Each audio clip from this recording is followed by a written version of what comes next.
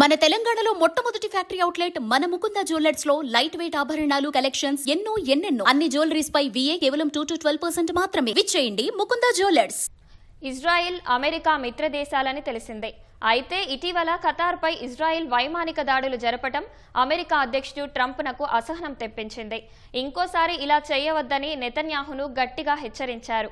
Qatar జోలికి వెళ్లొద్దని నెతన్యాహుకు చురకలంటించారు.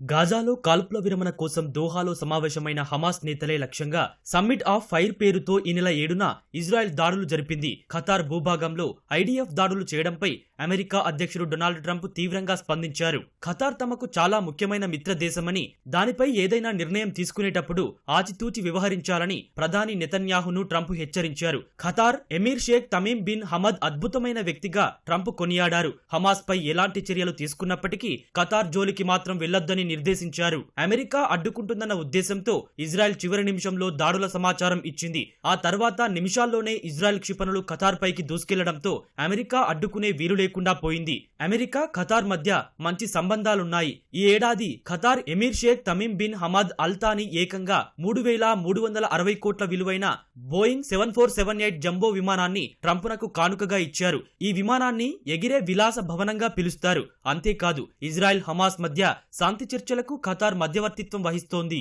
కాల్పుల విరమణకు సంబంధించి US ప్రతిపాదన మేరకు దోహాలో ఖతార్ నేతలు హమాస్ నేతలు భేటీ అయ్యారు. చర్చలు జరుగుతుండగానే ఇజ్రాయెల్ వైమానిక దాడులు జరిపింది. మొసాద్ అధిపతి డేవిడ్ బార్నియా, సైన్యాధ్యక్షుడు ఎయాల్ జమీర్ వ్యతిరేకించినప్పటికీ ఖతార్ పై దాడులు చేయాల్సిందేనని నెతన్యాహు ఆదేశించారు. ఈ దాడిలో పలువురు చనిపోయారు. అయితే ఇజ్రాయెల్ టార్గెట్ చేసిన ఖలీల్ అల్-హయ్యా వంటి సీనియర్ హమాస్ నేతలు మాత్రం ప్రాణాలతో బయటపడ్డారు. ఈ దాడులను ఖతార్ తీవ్రంగా పరిగణించింది. మధ్యవర్తిత్వ సూత్రంపై జరిగిన దాడిగా అభివర్ణించింది. భారత్ సహా పలు దేశాలు ఈ దాడులను ఖండించాయి. నెతన్యాహు మాత్రం దాడులను సమర్థించుకున్నారు. ట్విన్ టవర్స్ పై దాడి తర్వాత US స్పందించిన విధంగానే ఇప్పుడు తాము దాడులు చేసినట్లు ఆయన చెప్పారు.